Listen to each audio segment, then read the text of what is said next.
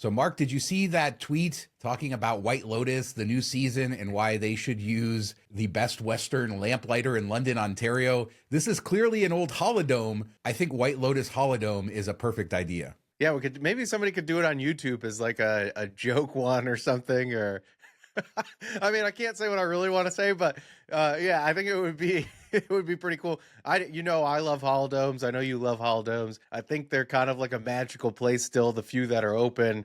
The one in St. Louis is still in pretty good shape, but yeah, this would be great. Instead of having like upper crust, just have like trashy people in a holodome. And set it in the 1970s America, just, throwback. What a spectacular show it would be.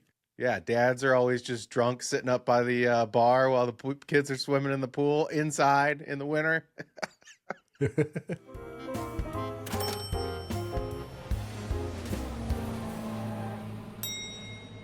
So it's been, I don't know, months now that we've seen plane crash after plane crash. It seems pretty crazy. There's a lot of theories that they're just over covering plane crashes, but it does seem like there's been a higher amount than normal, including this one that just happened in Canada. I'm sure everybody's seen the video where it flipped upside down.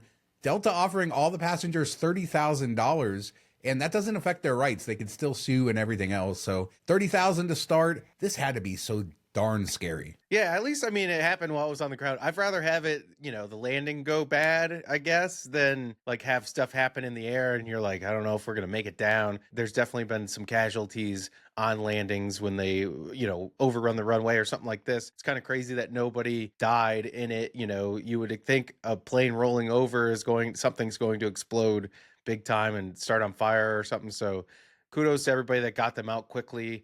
And I think this definitely is Delta saying, you know what, like they messed up. I don't know why you just give 30 grand right off the bat for no reason otherwise. And everything I've seen and kind of heard from pilots and stuff seems like it's pilot error. They came in a little hot, maybe off center, wing dipped down and clipped it, or when they hit hard, the landing stuff broke, and a couple of things escalated. And do you get back in a plane? Should you just get it back in like in a week or two to try to fight it, or do you let it build? Well, how would you handle that? I don't know. I think you got to get back on if you're us, right? I mean, you gotta get back on the horse. I don't know. It's crazy to see the plane flip. I don't know if I've ever seen video quite like that. There was also video of the passengers getting evacuated, which is terrible because you shouldn't be filming this because you could be slowing down the process, and this is a life or death situation. But it seemed like the flight attendants did a great job, and there is that video. So it's sort of surreal to see that first person sort of getting evacuated from the flight video, even if they shouldn't have been filming it. Yeah, you say you got to get back on if you're us. I guess it depends how much they end up paying. Give me $500,000, I'll stop writing about travel.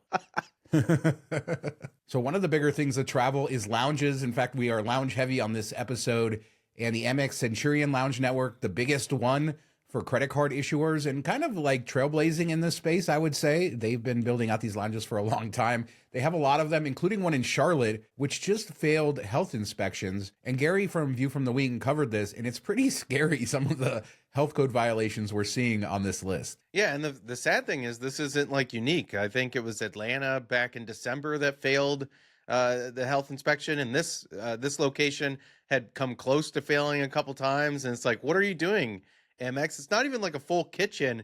It should be a little bit easier to keep it up to code because you're not, making as much food. You're not making food to order. And a lot of it isn't meat or anything like that you need to store safe. But yeah, they're putting like uncooked hamburger or beef or something above salads and just all this crazy stuff. Yeah, it's food prep 101. A lot of this stuff, it's not even like, I don't know. It just shows a bad management style, I guess, not teaching everybody anything. I remember years ago, I was at the Miami Centurion Lounge, and it was so filthy in there, and there was flies everywhere that I just decided not to eat because it just didn't seem like if it was that bad outside, how bad could it be in the back? So a lot of people argue what doesn't kill you makes you stronger. What you don't know won't hurt you. Yeah, I guess, but you don't really want to know there's rats in the kitchen. Not that there was here.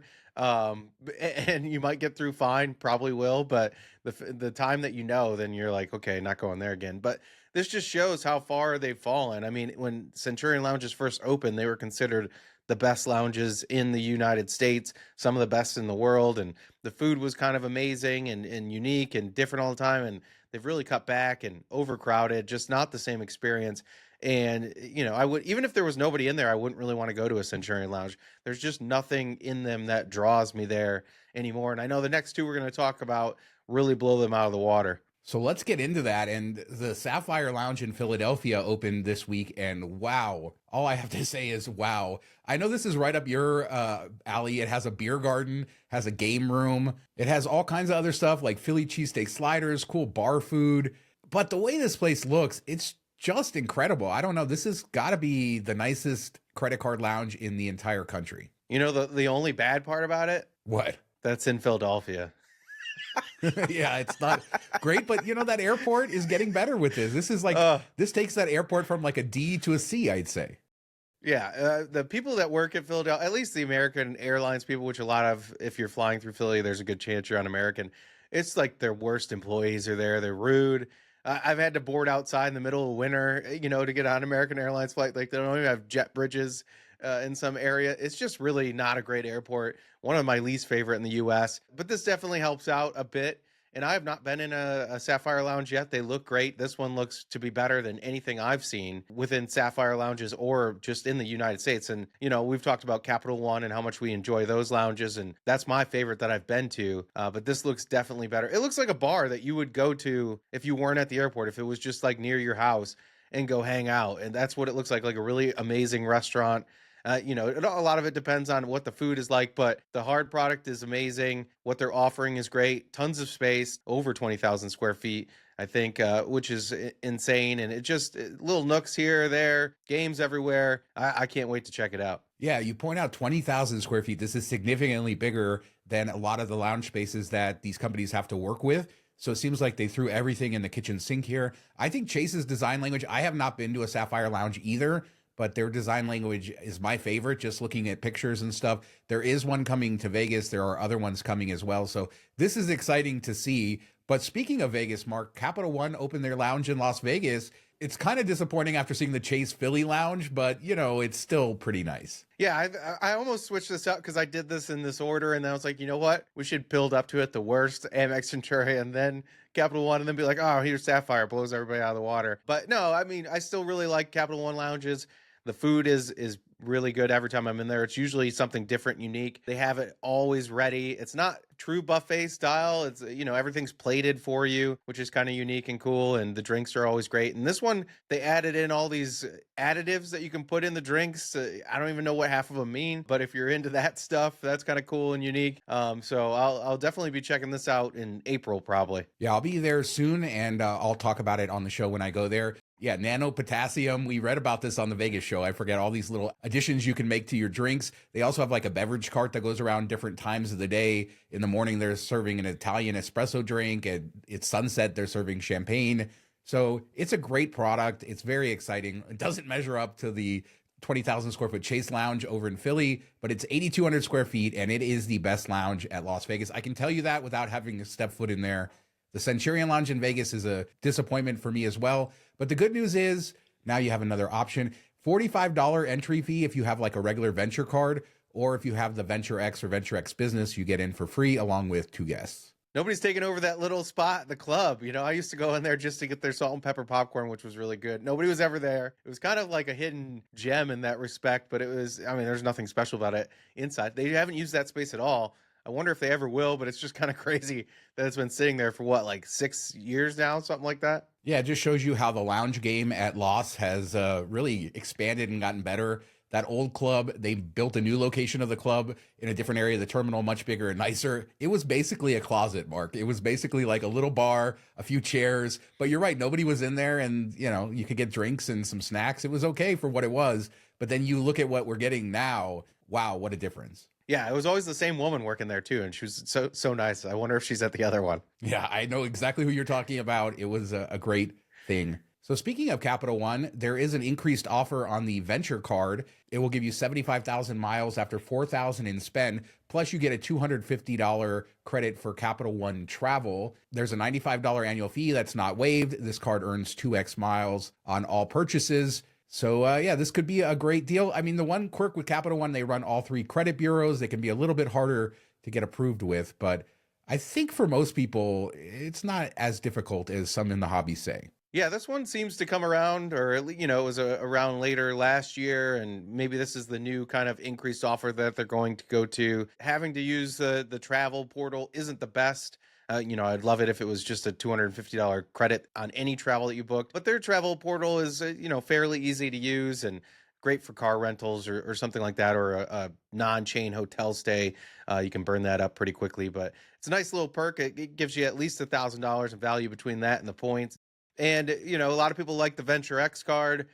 This one, the offer is a bit increased, so it might make sense to grab it and then, upgrade to the Venture X after the first year, or maybe try to get the Venture X as well. Because that's probably the better long-term card for a lot of people if you can use the travel credit easily, and then the bonus points covers most of the annual fee. I have to imagine they're going to increase that annual fee at some point soon. Yeah, you would think so with all of the premium credit cards having the higher annual fees. I hold the Venture X business card, do love that.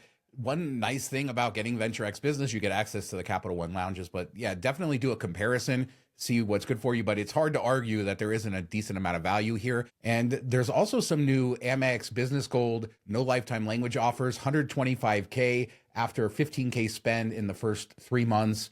Obviously, you got to pay the $375 annual fee. And there is a link that you can check. We'll go ahead and put it down in the description.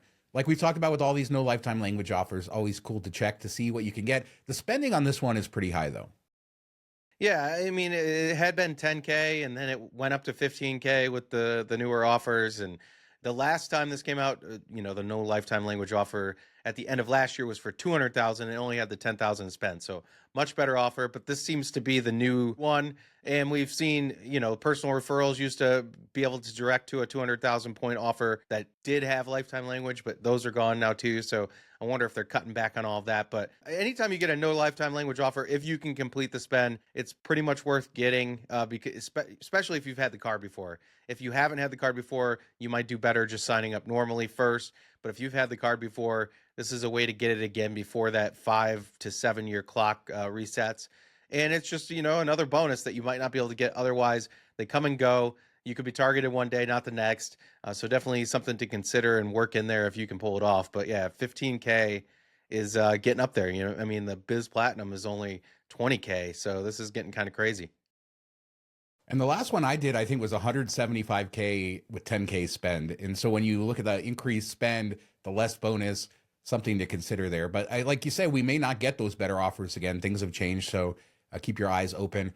Speaking of things changing, this was the week of shutdowns. I mean, it was a lot of people were shut down from American Airlines and American Express for separate things. So much so that in the MTM Diamond Slack, we had to create a new shutdowns channel just for people to share their data points and stuff. Starting with American Airlines, it seems like a lot of people were shut down because they earned a lot of loyalty points through the portal, right?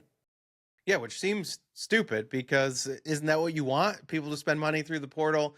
American Airlines gets a kickback on anything you purchase, and then they give you miles or and LPs and all that stuff for status. So some people got caught up in this that were just doing regular old purchases, or maybe like, oh, this is a good deal. I'm going to buy Wall Street Journal or whatever, even though I don't really want it because the payout's worth it. Things like that. And I guess if you were a heavy user, and that's the thing, nobody knows what that level is. But if you're a heavy user, you could get caught up in this. Other people were, there was sometimes like a gift card site on there that was a part of it, but then they stopped paying out and it would cancel your order, but you would still get the LPs and stuff. Like there was a issue with tracking, and people were taking advantage of that and doing an order, getting the LPs or miles or whatever, and not getting the gift cards. So they knew there was a glitch and they were trying to take advantage. So those people, yeah, you're probably going to get shut down, and just something that you should have been aware of and probably caught. If you did it once or twice, you might not have noticed that you're getting paid out, and hopefully you didn't get caught up in this. But anybody that abused it, it's kind of like, that's coming. But the people that were just using the portal normally, I feel really bad for. Yeah, this isn't the first time we've seen AA shutdowns. I mean, years ago, there was a whole credit card thing where people were doing some weird stuff, and a bunch of shutdowns came from AA. And I think Joe Chung, our co-host on MTM Travel back at the time, was shut down as well. The good news is some people do have success getting new AA accounts a couple years later. Some people were changing the names on their accounts before they got shut down, or just in case, so that maybe later on when they try to create a new one, I don't know. But yeah, when you play games, this can happen. And it does seem like there were people playing games with those portals and those canceled gift card orders. So yeah, what can you do? Yeah, and another thing that has gotten people shut down in the past, and for whatever reason, people still continue to do it, thinking, "Oh, they're not going to catch me," is booking cheap hotels in Asia and stuff like that, and you'll get like 5,000 bonus points or whatever because it's a high payout and it's like a $30 a night hotel or something crazy like that, and they're not staying there. They've caught on. Don't do that. You're definitely going to get shut down at some point. But a lot of people have been ramping it up there, so another thing to pay attention to. And American Express shut down a lot of people this week as well. And they've had so many offers going on for a long time, like adding a bunch of authorized users, other spending offers that people were taking advantage of. When you would have high spending in certain categories, it seems that they were targeting people. And I mean, there was a huge wave. A lot of people I know were shut down by American Express this week. Yeah, and it seems like it was all done like one day mainly, and who knows if that was like the first wave, and we're gonna get another wave coming up. It's kind of calmed down since then, but it does seem like if you're hitting 4x categories quite heavily, there's definitely going to be eyes on your account, and they'll pay attention to that. Or if you've added, there's those you can call in to get authorized user bonus offers. We're not talking about like the 5 that you get targeted for via email or your Amex offers, but this is like some people are adding, up to 100 or 99 authorized users, and that puts a lot of spend on your cards. If you're trying to hit those, a lot of times it's spend $4,000 or $5,000, get like 15,000 points. It makes sense if you can do it, but if you're doing that type of level, they're going to be like, what's going on over here? And then a lot of it depends on if you say you make like $150,000 a year and you're spending $400,000 or $500,000 on your card, that's going to raise eyebrows. So like all this stuff, it's fine until it's not. And Amex once a year, whatever, comes up with something else they want to focus on, and they usually tend to come and shut down heavy users. Yeah, and this heavy spend isn't hard to find when they're looking for it, right? If they run an algorithm or to see it, and it does seem like every once in a while they figure this out. We're also in an environment where credit card debt is at an all-time high in the United States, and there's some uncertainty in the economy, especially with the banks and what the future of all that is. Default rates are going up compared to where they were. So maybe they're getting a little bit nervous. We saw this in the past where we had some downturns where the banks started cutting credit limits and getting a little bit more nervous. I imagine the place you would start is looking at high spenders. So maybe that's what it was. Maybe it was some tools people were using. I will say that these were pretty heavy hitters as far as the people I know that got shut down. And, when you're doing stuff and you're really pushing the limits in this hobby, then I think everybody should be aware that this is what could happen. Yeah, I think you just need to go into it if you're doing something that's in the gray or even in the black, I guess is what you would say. Then you just have to realize that that's the risk you take, and some people think it's still worth it, other people don't. And then there's always people that get caught up in it that aren't doing anything, but they trigger whatever they're looking for and it looks similar, and they get kind of slashed with everybody else. Stay in your comfort level. Don't worry about what other people are doing. If it doesn't feel comfortable or right to you, you don't have to do it. A lot of these people are aware of the downsides. They live on the edge. They like to do that. You don't have to be. And if you're not living on the edge, you're not pushing things, you're not comfortable with all this, you're scared of losing your accounts or it'll be some sort of a big effect on you, then just don't do it. And it's fine. Live within this hobby the way that's comfortable for you. And don't worry about what the crazy people are doing. Don't get FOMO and you'll be okay. Most everybody can get the travel they need or want by doing a couple sign up for a couple cards every year, focusing their spending in the proper areas, getting the maximum return you can on what you have on your everyday spend. Usually that's enough to get a majority of what you need done. So don't worry about all the other stuff if you don't want to. So we changed clothes just to let you guys know that Hyatt is changing their award charts like they do every single year. March 25th, the new things are happening. But this year, it's pretty ugly, Mark. A lot of Category 4s moving up, a lot of Category 7s moving up. Yeah, Tokyo getting just obliterated, some other stuff. The Andas Papagayo, Mark, going from a Category 7 to an 8. Just a few years ago, this was a Category 4. Yeah, it is pretty bizarre on that one. And that one has gotten overhyped for years. And everybody does love it there that stayed there. It is a great property, but it ain't worth that. That's just next level. But the one trend I noticed is they were really going after Category 1s this time around. It does seem like every year they have kind of a focus on something. The last couple years, it's been all-inclusives, which they hit those a little bit again. And I'll also say this chart was mostly red, where usually it's a little bit more of a mix with some green in there. Years ago before COVID, it was always somewhat mixed. Like it was like 60 bad, 40 good. And this was like 90-10 maybe. So it was kind of crazy to see that. But yeah, category one's 22 in the US, 8 out of 18 in Europe going up. None coming down in either of those locations. I don't believe, for sure US, and maybe one in Europe, but I don't think so. So that's they're kind of trying to wipe the slate clean of low end hotels, it seems. Yeah, and some of the historic sort of values, like in Bali, those hotels going up to category 3, the Park Hyatt Tokyo going up to category 8, along with the Grand Hyatt Tokyo. The Hyatt Regency in Tokyo, which has long been a category 4 that people have been able to use certs at, that's going up to category 5. There's just a lot of roughness here. This is, again, just their normal thing. I guess the good news, they didn't add a category 9, but man, are there a ton of category 8s now. I mean, just a few years ago, they launched that with a couple of hotels. The Paris, the Hyatt Regency out there, that was a cat 4 is going to a 5. And I know people like to use certs there, even though it was a bit out of the way. But it was a good option if you're trying to do it a bit of a budget. That's where we're staying on our trip coming up at the end of this year. And I'm glad I locked that in while I could. But yeah, it's just, it's rough. We see this with all hotel chains do something similar each year. This one just seems a little bit more slanted towards the negative, and we just kind of work for it. I think they even pointed that out in the email that I got, announcing these changes. We didn't add a category, but they're trying to take it from the bottom, and that's an easy way, and it's kind of genius.